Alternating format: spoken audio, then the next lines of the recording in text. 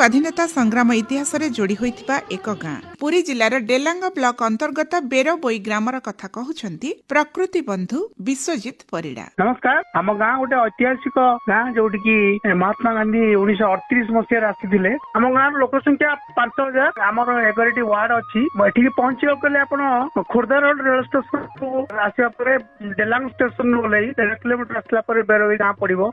गाँव परिवेश बहुत सुंदर। बेरबोई ब्रह्मेश्वर पोखरी अच्छी। पोखरी 2टी दीपदांडी अच्छी। ओडिशा प्राय को जगह 2टी दीपदांडी थिबा पोखरी देखा जाए नहीं।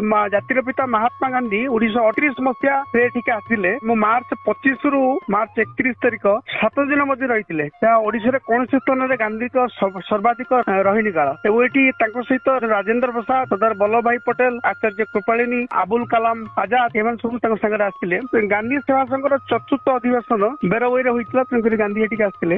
महात्मा गांधी आसा स्त्री जे कस्तूरबा गांधी मार्च 28 तारिख में महादेव दास पत्नी दुर्गाबेन सहित पुरी जगन्नाथ मंदिर को दर्शन करने बेरबोई सुंदर परिवेश गोटे स्कूल अच्छी गांधी सेवा समिति अच्छी कस्तूरबा सेवा केन्द्र अच्छी गांधी स्मृति स्मारकी युव संघ अच्छी। गाँव परिवेश को बहुत सुंदर देखा जाए वृक्षलता अन्य परिवेश।